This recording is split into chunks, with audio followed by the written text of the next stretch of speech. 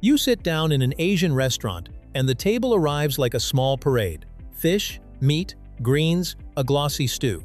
Yet one thing appears every time, as if it's part of the contract: rice. Then you notice the same pattern repeating far beyond one city. Across Asia, in parts of Africa, and even in pockets of Latin America, rice shows up at breakfast, lunch, and dinner. It's on street stalls and family tables, at celebrations, and on ordinary weekdays. So why did one small, plain grain become the partner of almost everything? Is it taste, habit, or something deeper?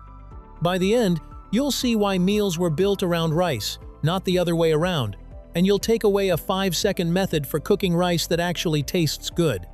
Let's get into it right here on Secrets of Simple Things.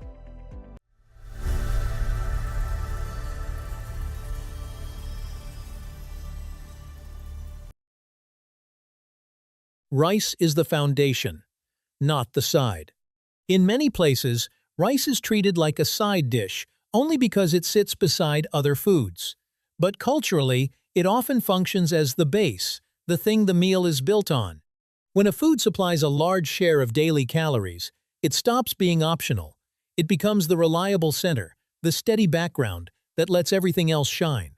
That's why so many dishes are designed to sit on rice, soak into rice, and become complete only when rice is there. Think of the way a strong sauce behaves.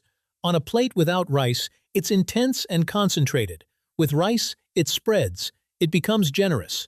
The grain doesn't compete for attention. It holds space. In that sense, rice is less like an accessory and more like a stage. The main dish is the spotlight. Rice is the floor it stands on. And if rice feels that essential today, it's not because it went viral. It's because it earned its place the old way, through water, time, and survival. A history written in water. Rice didn't become universal because it was trendy. It became universal because it could feed growing populations over long periods of time. Archaeological evidence suggests rice cultivation began thousands of years ago in parts of China, with many timelines pointing to roughly 7,000 to 6,000 years before the common era for early wet rice farming in broad river plains. From there, rice cultivation spread outward into India, across Southeast Asia, and into neighboring regions where climate and water made it possible. Wet rice agriculture is more than planting seeds. It is a system that organizes people. Irrigated fields require channels, shared water schedules, coordinated planting, and collective harvests. In many places, villages grew around water management the way towns in other regions grew around roads. When a crop requires cooperation, it shapes social habits. Who works together, when they work, what seasons mean, and how communities plan for the future. Over time, rice also gathered symbolism. A dependable harvest doesn't just prevent hunger, it creates the conditions for weddings, festivals, and the confidence to build. Rice becomes tied to prosperity and life because, in practical terms, it made prosperity and life easier to sustain. When a grain sits at the center of survival, it naturally walks into the center of culture. But culture alone doesn't explain why rice goes with almost everything. For that, you have to look at what rice does best on the plate. It doesn't argue. The quiet flavor advantage.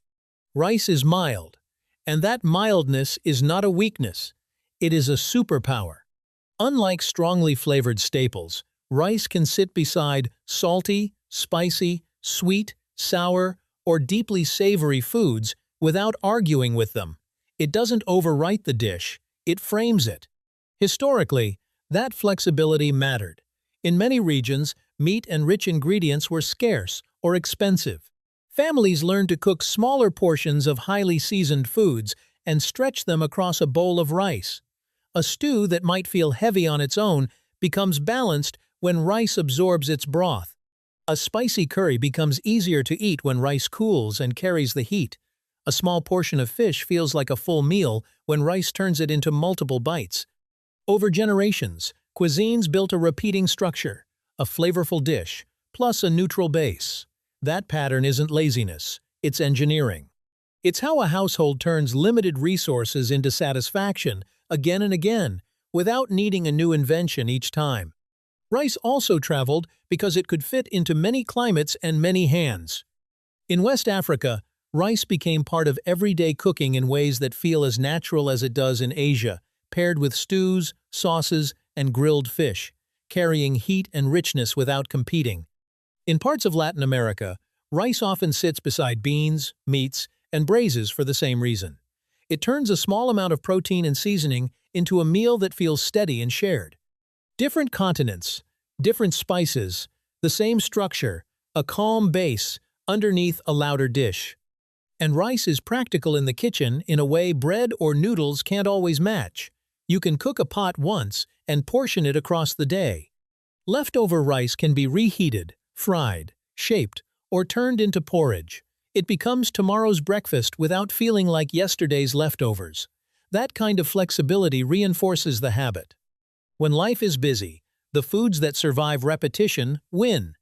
There's also a common misconception worth clearing gently. People sometimes dismiss rice as just filler or empty carbs. But what rice reliably provides is energy. And energy is not a trivial need. In many traditional diets, rice is paired with vegetables, legumes, and small portions of meat or fish, exactly the combination that makes meals satisfying and balanced in practice. The point was never that rice did everything alone. The point was that rice made everything else possible, especially when other ingredients were seasonal, expensive, or unpredictable. And none of that flexibility would matter if rice weren't also dependable long before it reaches your kitchen.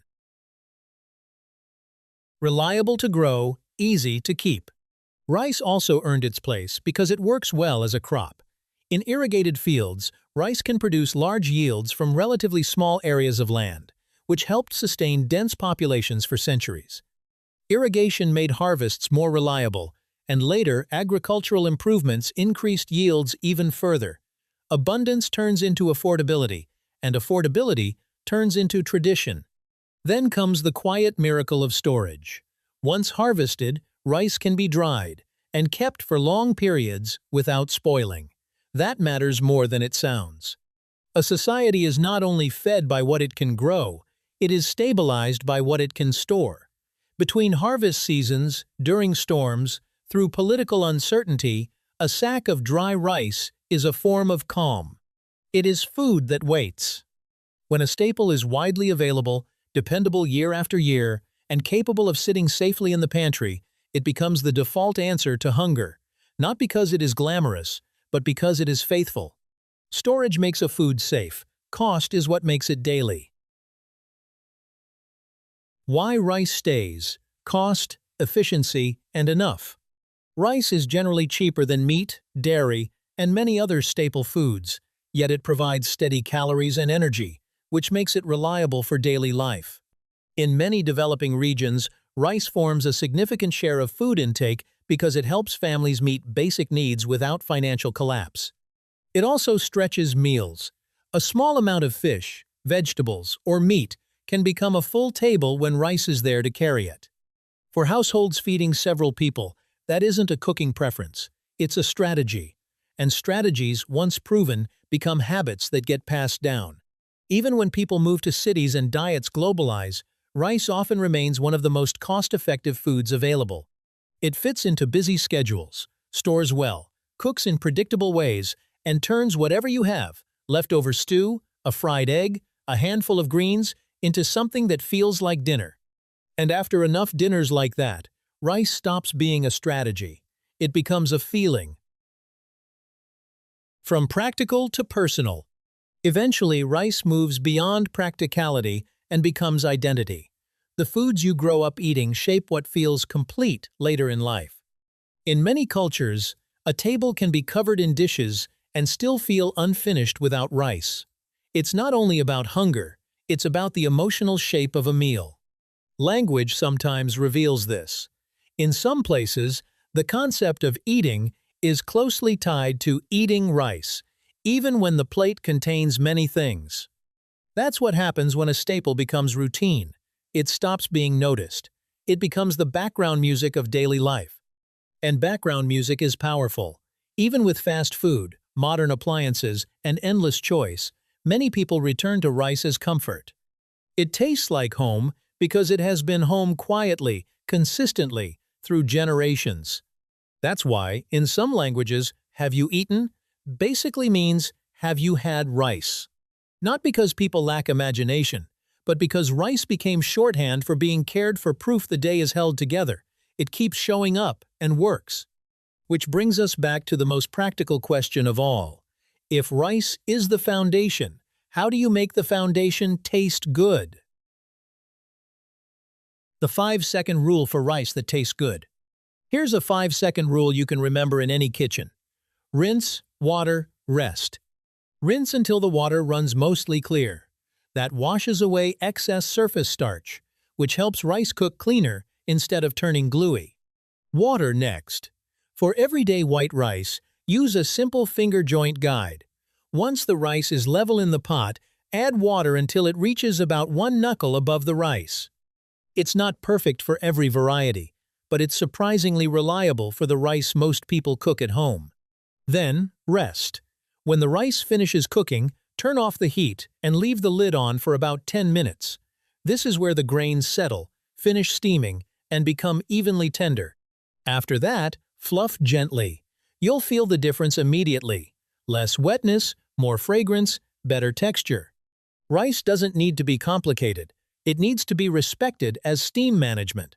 Done right, it becomes quietly delicious on its own, which is exactly why it can carry everything else. So now, when that bowl arrives at the table, it doesn't look plain anymore. It looks like the center. The small grain that became the table. So, why is rice served with almost everything? Because history, geography, culture, and practicality all pushed it into the center. Rice feeds billions, grows efficiently, stores well, and pairs easily with other foods. It became more than sustenance. It became the base that makes a meal feel whole. And there's something almost philosophical about that. The most important part of a meal is often the part we call plain. The small grain that doesn't shout is the one that holds everything together. If this changed the way you see rice, tell me, what dish feels incomplete without it? And if you enjoy uncovering the quiet stories hidden inside everyday foods, consider subscribing so you don't miss the next small secret.